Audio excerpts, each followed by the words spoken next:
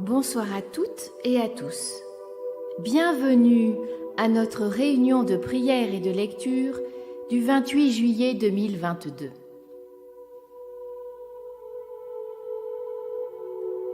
Être en conformité avec les lois divines est un exploit pour l'humain formaté. Et oui, formaté. Nous subissons les inepties des prétendus savants, dont la connaissance se limite à des mots creux et des phrases vides de sens. Les théories élaborées sur du papier et imposées ensuite dans nos vies n'ont aucun sens pour nous. Tout ce qui n'émane pas de la source divine n'apporte que le chaos. Faire régner l'ordre établi par un groupe de fanatiques tournés vers la matière et le profit entraîne l'humanité à sa perte. Oser enlever le mot « mère » dans notre langage est une infamie. Jusqu'où les humains vont-ils accepter ce que les adorateurs de Satan sont en train d'établir? Quelle est l'héroïne qui osera se lever contre l'armée des singes? Mais au-delà du mot « mère » qu'ils veulent supprimer, c'est la femme qu'ils veulent éliminer et le processus normal de la vie émanant de Dieu. Nous avons vu ces machines à bébés conçues pour fabriquer des clones sans âme. Nous savons désormais qu'une sous-race non humaine veut nous remplacer. Nous étions prévenus. Dieu nous avait envoyé ses messagers pour nous informer. Mais ils ont affaibli notre intelligence et nous n'avons rien vu venir. Verset. Ce qui est né de la chair est chair, et ce qui est né de l'esprit est esprit. Comment interpréter ce verset de nos jours? Nous faisons face à un nouveau défi des adeptes de Satan. Souvenons-nous du verset suivant. Quiconque est né de Dieu ne pratique pas le péché, parce que la semence de Dieu demeure en lui et il ne peut pécher parce qu'il est né de Dieu.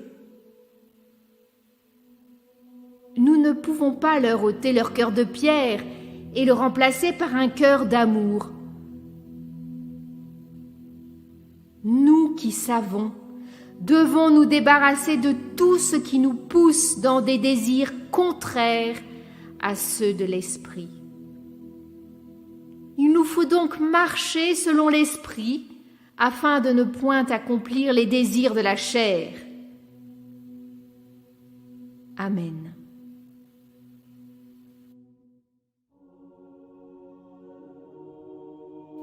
Je demande maintenant à chacun de préparer un verre d'eau bénite que nous boirons en même temps que Père Éric, d'allumer une veilleuse et un bâton d'encens à côté de vous, afin de nous unir dans le recueillement et la prière, et de former une chaîne de lumière pour toutes les personnes connues et inconnues qui œuvrent pour la sauvegarde de l'humanité.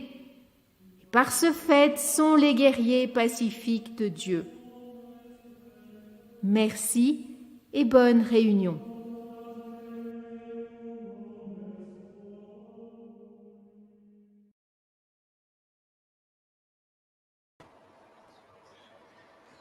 Que la flamme de cette bougie illumine le cœur de tous les hommes.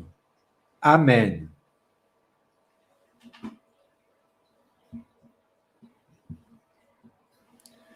partageons ce verre d'eau bénite en union spirituelle pour Dieu. Que cette eau bénite et consacrée purifie mon corps et mon âme et garde mon âme immortelle dans la lumière de Jésus-Christ, notre Sauveur. Amen.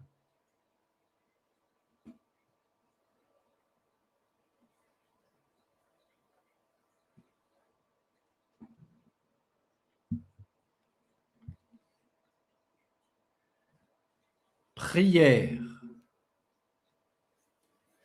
Que l'Esprit Saint qui m'habite me guide dans les œuvres de Dieu. Que l'Esprit Saint qui m'habite me libère des passions néfastes. Que l'Esprit Saint qui m'habite me guide dans l'amour pur. Que l'Esprit Saint qui m'habite adoucisse mon cœur. Amen.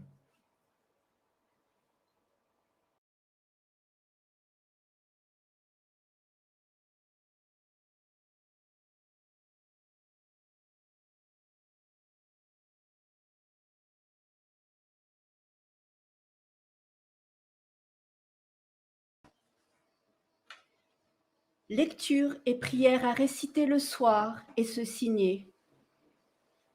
Nous avons survécu aux bestioles de toutes sortes qui voulaient envahir notre espace vital. Nous avons résisté aux tentatives d'assassinat. Nous avons affronté les chantages et humiliations. Nous avons lutté tant et tant. Sommes-nous fatigués?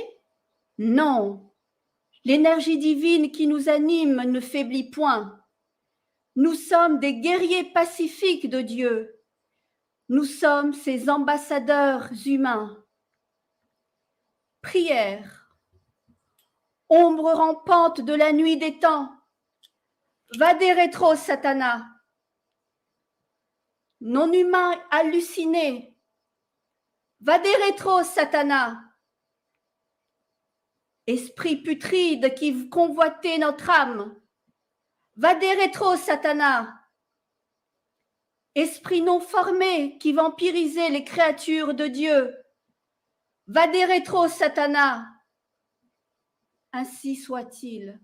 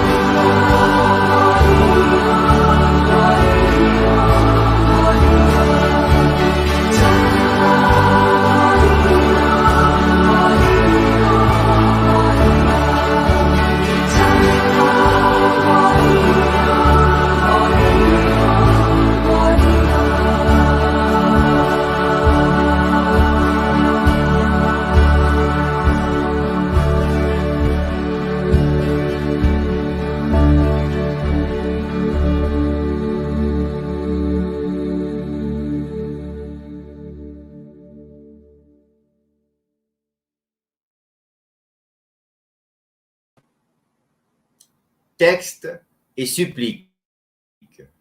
Il est impossible de croire les mensonges des serviteurs du chaos. Pourtant, hélas, nombreux ceux qui y croient. Nous observons des gens masqués un peu partout. Pourquoi faire?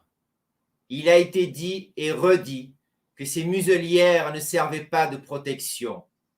Pire, elles polluent ceux qui les utilisent. Comment peut-on enlever cette illusion hypnotique véhiculée par les téléviseurs? Comment peut-on stopper cette pollution psychique? Avec l'aide de Dieu, évidemment. Supplique, notre Père éternel et miséricordieux, que par votre divine volonté soit annulée la programmation induite sur l'humanité par les profanateurs.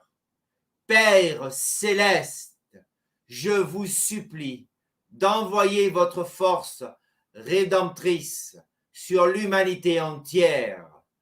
Ainsi soit-il.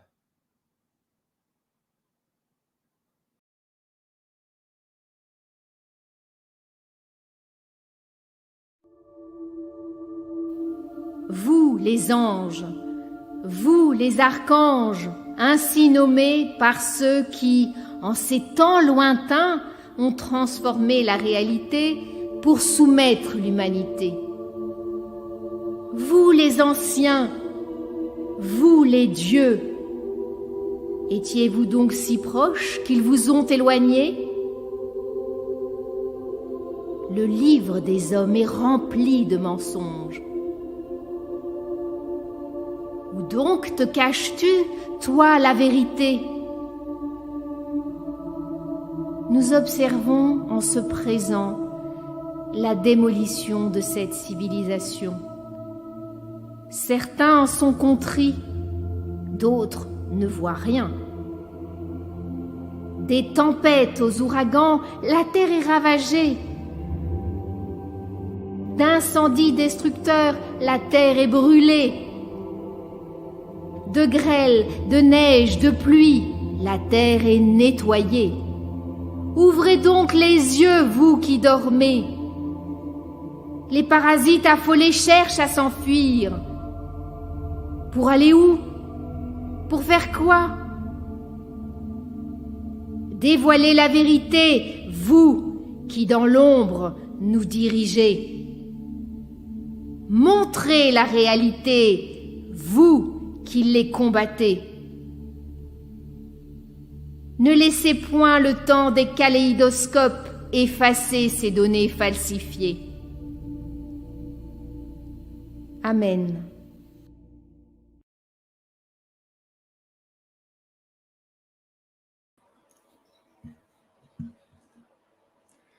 Prière.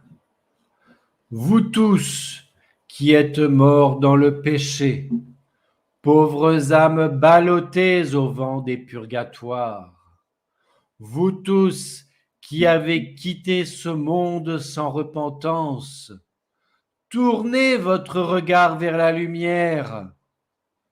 Seigneur, prends pitié de ces pécheurs.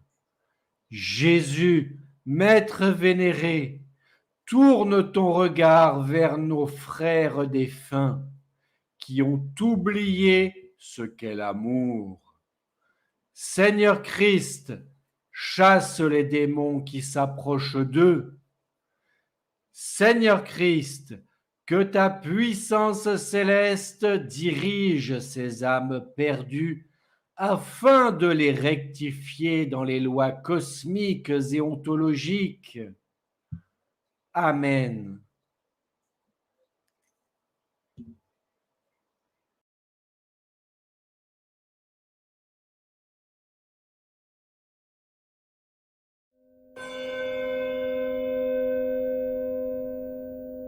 Hosanna in excelsis.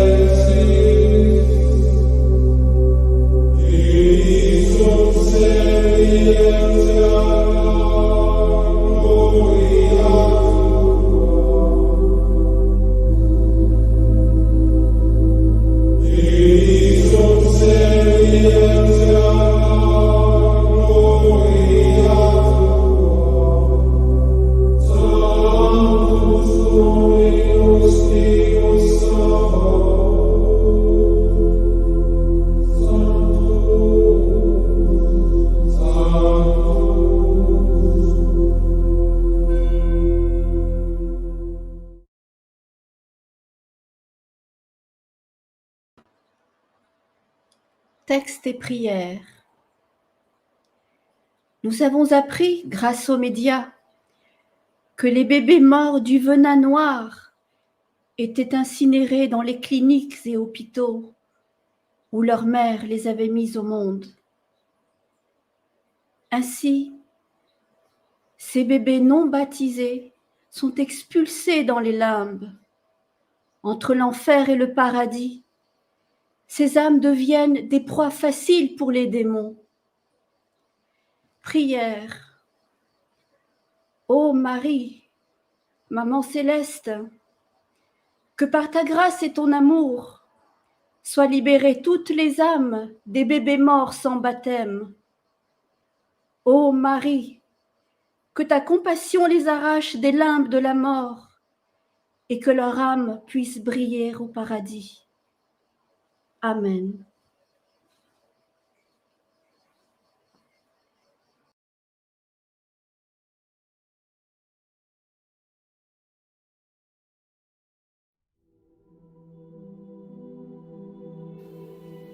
Impatience. Comment dialoguer? Comment se faire entendre? Comment leur expliquer?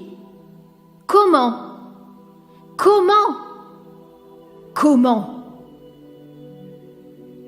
Lorsqu'une porte ne veut pas s'ouvrir, il ne faut pas insister. Oui, mais on veut l'aider, celui qui est caché derrière. Pourquoi? Qu'a-t-il de plus qu'un autre pour tellement insister? Baisse les bras, mon frère. Laisse aller le destin. Les choix, il les a faits. Tu dois l'accepter. Le libre arbitre, c'est votre liberté. L'utiliser, c'est votre volonté. Y renoncer est la preuve que Dieu n'est plus son guide. Lui seul peut changer sa destinée. Laisse aller la barque jusqu'à la cascade, si cela doit arriver. Et lorsque les tourbillons le feront s'agiter, peut-être, à cet instant, tu pourras lui lancer la bouée. Amen.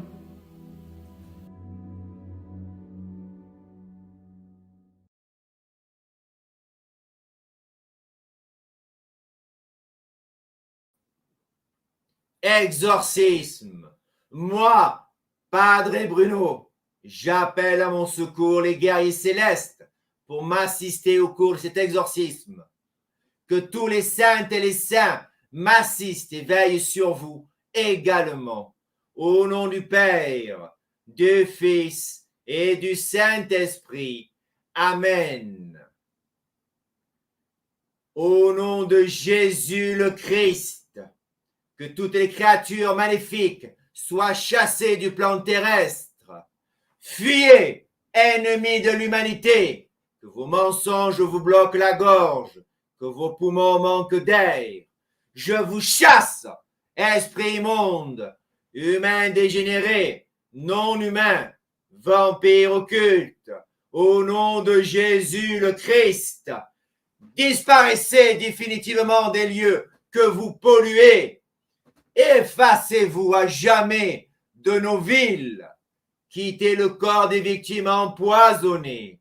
Au nom de Jésus le Christ, que toutes les personnes qui sont reliées à moi par les ondes soient nettoyées, purifiés, soignés. Je vous libère toutes et tous des emprises maléfiques des non-humains. Au nom de Jésus le Christ, je casse les chaînes d'esclaves qui vous privent de votre libre arbitre.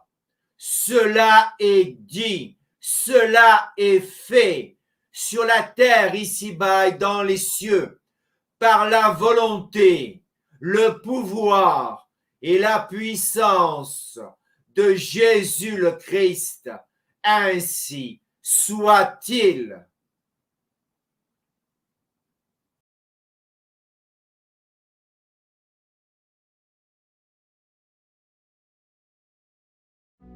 Il est dur quelquefois d'arriver à se taire, et l'on voudrait parfois par la colère. Eh oui, que de fois a-t-on reculé et étouffé ce besoin de faire jaillir la vérité. L'homme est ainsi fait. Les mensonges l'épuisent. La vérité le libère. Oui, mais quelle vérité est-il prêt à accepter? Dans les arcanes de la destinée, l'homme a oublié le chemin, la voie qui lui était attribuée. Le suicide lent, par les souffrances non évacuées, emporte dans la tombe de l'oubli tous ces insatisfaits. Leur souffrance est la nôtre, nous l'avons oubliée. Ceux qui se croient les maîtres ont gommé la conscience de tous ces gens qui prennent sans jamais rien donner. L'ego est ainsi fait. Légèreté pour ceux qui aiment, lourdeur pour ceux qui, croyant aimer, sont devenus leurs alliés. Oui, ils aiment les singes de Dieu.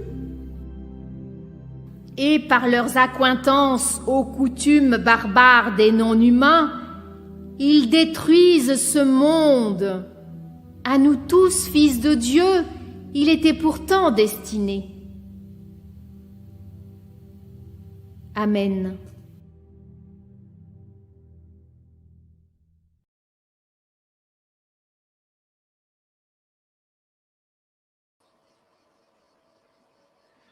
Notre Père qui es aux cieux, que ton nom soit sanctifié, que ton règne vienne, que ta volonté soit faite sur la terre comme au ciel. Donne-nous aujourd'hui notre pain de ce jour. Pardonne-nous nos offenses, comme nous pardonnons aussi à ceux qui nous ont offensés. Et ne nous laisse pas entrer en tentation, mais délivre-nous du mal. Amen.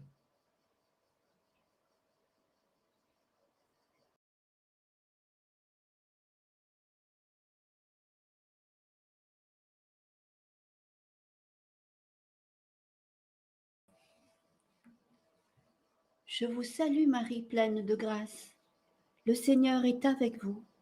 Vous êtes bénie entre toutes les femmes, et Jésus, le fruit de vos entrailles, est béni. Sainte Marie, Mère de Dieu, priez pour nous pauvres pécheurs, maintenant et à l'heure de notre mort. Amen.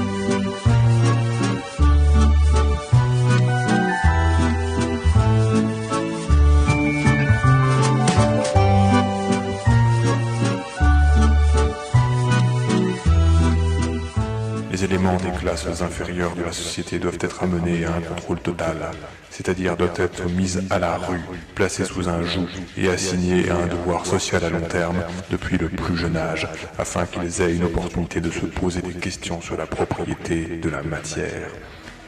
Afin de parvenir à une telle conformité, la cellule familiale des classes inférieures doit être désintégrée au moyen d'un processus d'augmentation des préoccupations des parents. La qualité de l'éducation donnée aux classes inférieures doit être de la plus pauvre sorte, de telle sorte que le fossé de l'ignorance qui isole les classes inférieures des classes supérieures soit et demeure incompréhensible par les classes inférieures. Avec un tel handicap initial, même de brillants éléments des classes inférieures n'ont que peu d'espoir de s'extirper du lot qui leur a été assigné dans la vie. Cette forme d'esclavage est essentielle pour maintenir un certain niveau d'ordre social, de paix et de tranquillité pour les classes supérieures dirigeantes. Au fil du temps et de l'amélioration de la communication et de l'éducation, les éléments des classes inférieures deviennent aptes à la connaissance et envieux des bonnes choses que les membres des classes supérieures possèdent. Ceci menace la souveraineté de l'élite. Si l'ascension des classes inférieures peut être contenue assez longtemps, l'élite peut parvenir à la dominance de l'énergie et le peuple par consentement ne tiendra plus alors une position de ressources énergétiques essentielles. Jusqu'à ce qu'une telle dominance de l'énergie soit absolument établie, le consentement du peuple à travailler et à laisser les autres prendre en main leurs affaires doit être pris en considération dans la mesure où un échec en ce domaine amènerait le peuple à interférer dans le transfert final des sources d'énergie au contrôle de l'élite. L'expérience a montré que la méthode la plus simple pour rendre efficace une arme silencieuse et gagner le contrôle du public est de maintenir le public ignorant des principes basiques des systèmes d'un côté, tout en le gardant dans la confusion désorganisée et distrait avec des sujets sans importance réelle de l'autre côté. Ceci est obtenu en décourageant l'activité de leurs esprits, sabotant leurs activités mentales, fournissant des programmes d'éducation de basse qualité en mathématiques, logique, design des systèmes et économie, et en décourageant la créativité. 2. En encourageant leurs émotions, augmentant leur égocentrisme et leur goût pour les activités émotionnelles et physiques. En petit a, multipliant des affronts et attaques émotionnelles, violentales et émotionnelles, au moyen d'un barrage constant de violence, de guerre, de sexe dans les médias, en particulier la TV et les journaux. B. Leur donnant ce qu'ils désirent en excès, la junk food pour l'esprit, et en les privant de ce dont ils ont réellement besoin. 3. En réécrivant l'histoire et la loi, et soumettant le public à des distractions, en étant ainsi capables de déplacer leurs pensées de leurs besoins personnels vers des priorités extérieures, hautement fabriquées. Ceci prévient leur intérêt à leur découverte possible des armes silencieuses et de la technologie d'automatisation sociale.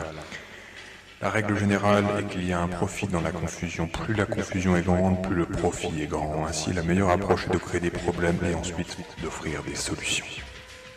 Médias, enseignement, spectacle, travail. Médias, garder l'attention du public adulte distrait, loin des véritables problèmes sociaux, captivé par des sujets sans importance réelle. Enseignement, garder le public ignorant des véritables mathématiques, de la véritable économie, de la véritable loi et de la véritable histoire. Spectacle, maintenir le divertissement public en dessous du niveau de la 6e. Travail, garder le public occupé, sans aucun temps pour penser, de retour à la ferme avec les autres animaux. Dès le moment où une personne quitte l'utérus de sa mère, ses efforts de tous les instants sont consacrés à construire et à maintenir des utérus artificiels dans lesquels se retirer ou des formes variées de coquilles protectrices de substitution. L'objectif de ces utérus artificiels est de fournir un environnement stable pour à la fois l'activité stable et instable, de fournir un habitat pour le processus évolutif de croissance et de maturité, c'est-à-dire la survie, de fournir de la sécurité pour la liberté, de fournir une protection défensive contre une activité offensive. Ceci est vrai à la fois pour le public ordinaire et pour l'élite. Toutefois, il y a une différence fondamentale dans la façon dont chacune de ces classes aborde la solution au problème. Le comportement du public est dominé par la peur, la paresse et la facilité. Ceci est la base de l'État-providence en tant qu'arme stratégique utile contre un public écœurant. La plupart des gens veulent être libres de faire les choses, explorer, etc. Mais ils ont peur d'échouer. La crainte de l'échec est manifestée par l'irresponsabilité, en particulier en déléguant ses responsabilités personnelles à d'autres, là où le succès est incertain ou comporte des obligations que la personne n'est pas préparée à accepter. Ils veulent l'autorité. Racine étymologique de hauteur. mais ils n'accepteront aucune responsabilité ou obligation. En conséquence, ils chargent les politiciens d'affronter la réalité pour eux. En résumé, le peuple mandate les politiciens afin que le peuple puisse obtenir la sécurité sans avoir à l'organiser, obtenir l'action sans avoir à y réfléchir, infliger le vol, les blessures et la mort à d'autres sans avoir à contempler la vie et la mort, éviter la responsabilité pour leurs propres intentions, obtenir les bénéfices de la réalité et de la science sans s'exercer eux-mêmes à la discipline d'affronter ou d'apprendre l'une ou l'autre de ces choses. Il donne aux politiciens le pouvoir de créer et de diriger une machine de guerre pour pourvoir à la survie de la nation, c'est-à-dire de l'utérus, empêcher l'empiètement de quoi que ce soit sur la nation, c'est-à-dire l'utérus, détruire les ennemis qui menacent la nation, c'est-à-dire l'utérus, détruire ceux des citoyens de leur propre pays qui ne se conforment pas au respect de la stabilité de la nation, c'est-à-dire de l'utérus.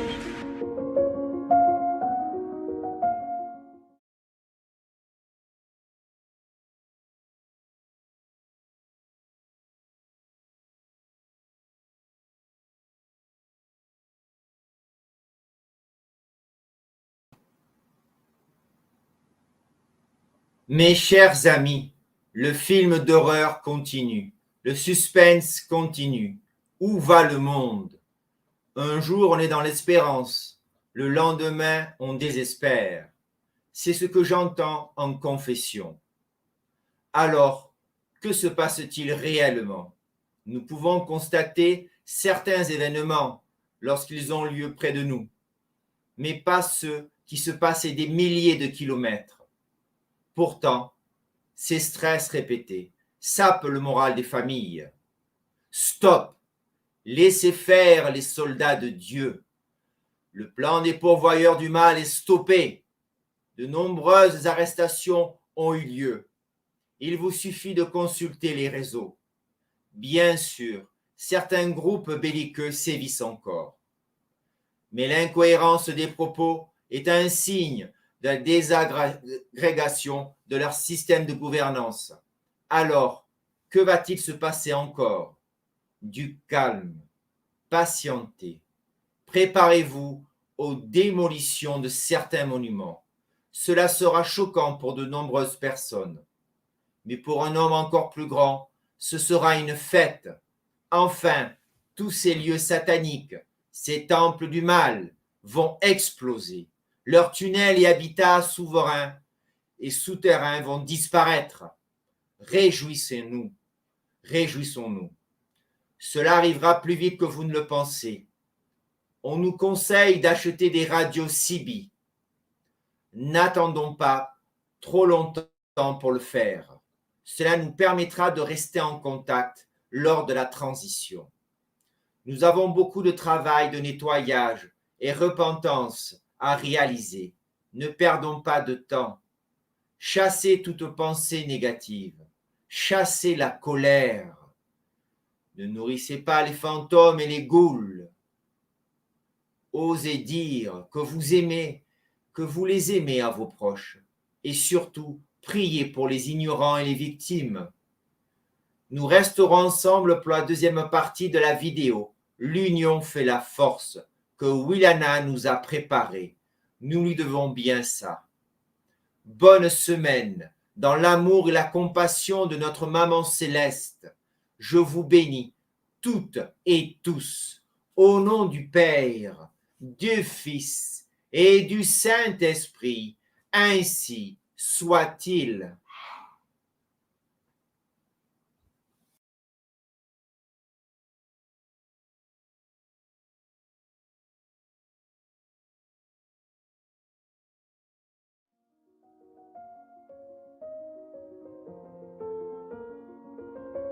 Notre époque, vous le comprenez, est apocalyptique.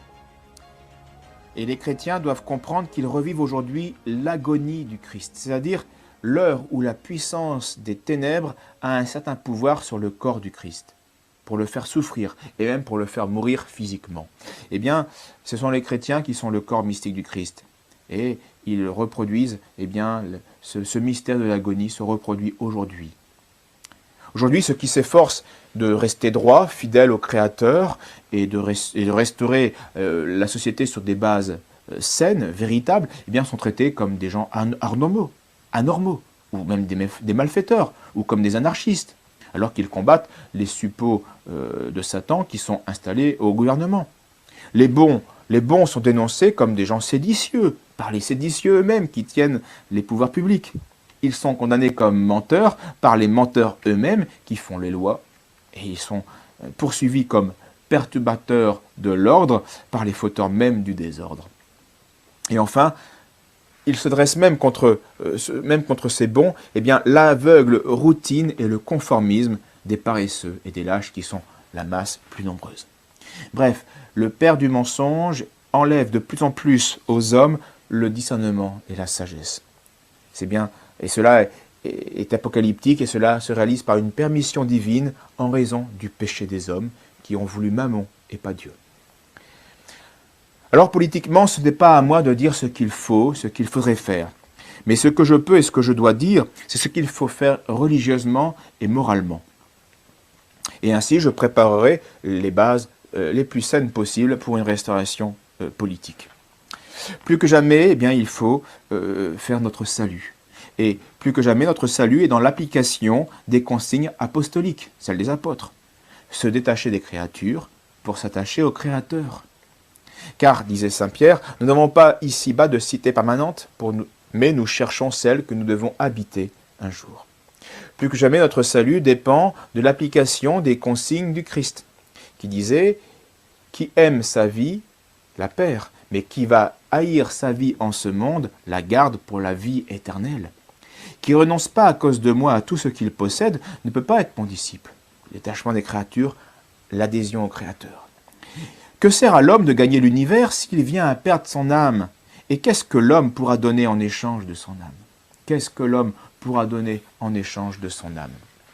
Ces maximes sont bien sûr incompréhensibles pour une âme révolutionnaire, pour une âme sensuelle, matérielle et ambitieuse. Et pourtant, ces maximes sont les moteurs de la vie chrétienne et de la vie tout court, car sans cet amour de la vie éternelle, eh bien, plus rien n'a de sens ici-bas même, et même pas la contre-révolution.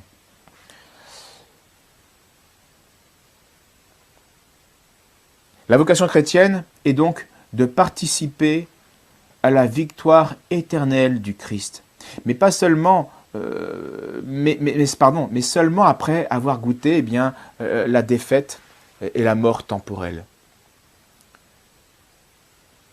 Autrement dit, un révolutionnaire ne peut pas comprendre pourquoi une religieuse ursuline, sœur Sophie, le 7 juillet 1794, a baisé le couperet de la guillotine à genoux avant de lui offrir sa tête. Elle a gagné. Pourtant, elle a tout perdu. Parce que notre victoire, comme je viens de le dire, c'est une participation à la victoire éternelle du Christ, mais aussi par sa mort, par son apparente défaite.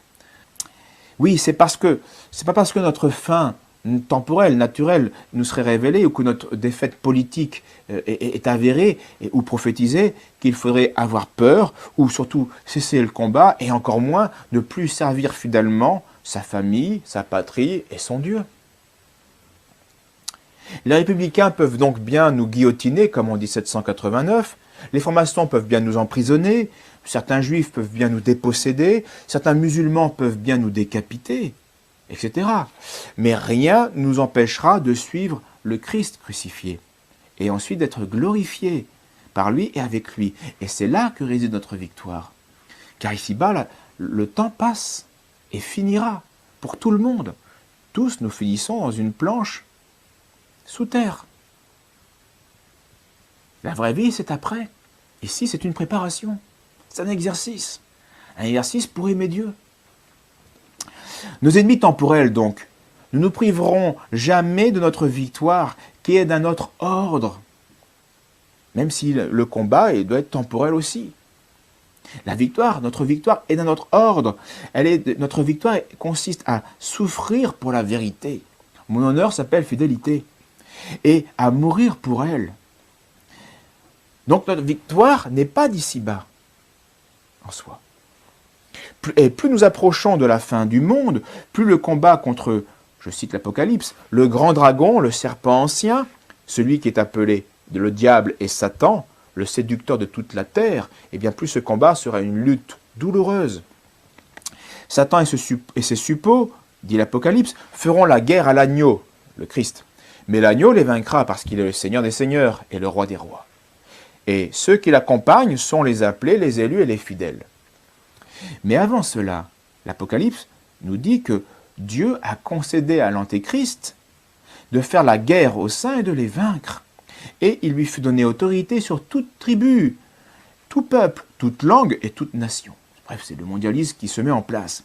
Et tous les habitants de la terre l'adoreront, cet Antéchrist, cette bête. Ceux dont le nom n'a pas été écrit dans le livre de vie de l'agneau immolé dès la fondation du monde. Donc ceux qui sont mammonites, ceux qui servent Mammon, eh bien, vont adorer le chef du mondialisme. La victoire n'appartiendra donc qu'à ceux, dit l'Apocalypse, qui viennent de la grande tribulation, qui ont lavé leurs robes et les ont blanchies dans le sang de l'agneau. Laver sa robe, laver sa robe dans le sang de l'agneau, c'est rouge, et pourtant on en ressort blanchi, tout purifié. Voilà ce que nous enseigne saint Jean. Si on participe au sacrifice du Christ, si on participe à sa mort, eh bien nous serons purifiés et nous participerons à sa résurrection. Et cela est possible même en temps apocalyptique. On pourrait même dire surtout en temps apocalyptique. Souffrir pour la vérité, c'est bien plus facile aujourd'hui qu'au XIIIe siècle.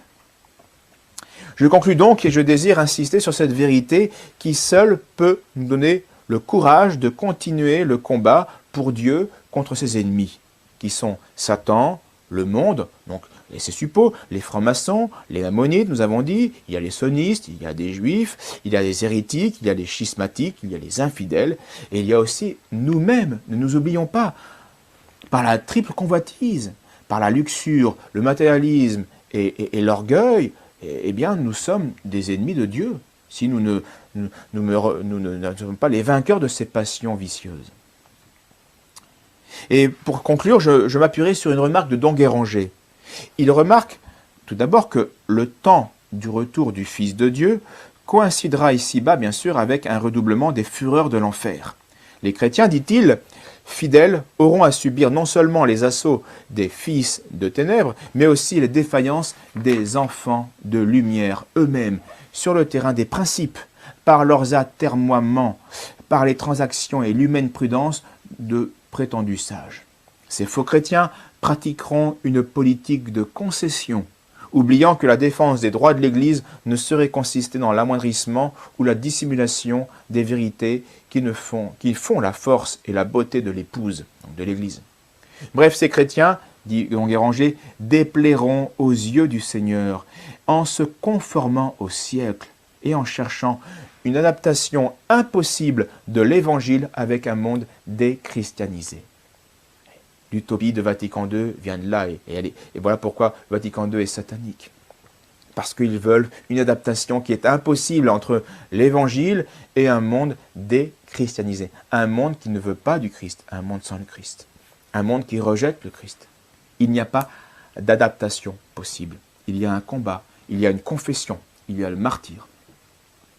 Les chrétiens vraiment sages, dit Don Guéranger, eux par contre comprendront que la fidélité à l'époux, au Christ, à Dieu, n'est autre chose que la fidélité à la vérité. Car le Verbe, objet de leur amour, n'est autre que Dieu, que le rayonnement de la vérité infinie.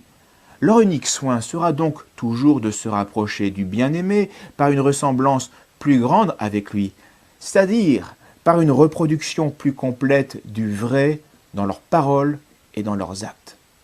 Voilà comment on se rapproche de Dieu, en étant toujours plus vrai dans ses paroles et dans ses actes, dans ses pensées, dans sa vie de tous les jours. Être vrai, être vrai. Et en cela, ils serviront la société comme elle doit l'être, mettant en pratique le conseil du Seigneur qui nous demande de chercher d'abord le royaume de Dieu et sa justice, et de nous confier en lui, et bien pour le reste. Laissant à d'autres alors la recherche d'humaine et louvoyante combinaison d'un certain compromis destiné dans la pensée de leurs auteurs à retarder de quelques semaines, de quelques mois peut-être, le flot montant de la Révolution, ils comprendront le conseil de racheter le temps que nous donne l'apôtre. Voyez, ne perdons pas notre temps. C'est pas nos concessions qui vont empêcher le mondialisme ou l'antéchrist de venir. Non, c'est la confession de la vérité qui peut au contraire le retarder. Les âmes fidèles, et je finis, les âmes fidèles rachèteront le temps en donnant une telle intensité aux actes de leur foi et de leur amour que rien ne soit diminué s'il se peut jusqu'au dernier moment. Contre la bête à la bouche insolente et pleine de blasphème, ils reprendront le cri de Saint Michel contre Satan. Mais qui est comme Dieu? Pas de concession, on combat Satan et on cherche à se purifier toujours plus en s'unissant dans la vérité, dans le sang de l'agneau, c'est-à-dire en participant au sacrifice du Christ rédempteur qui assurera notre salut au moins éternel et parfois même temporel. Voilà, je vous remercie.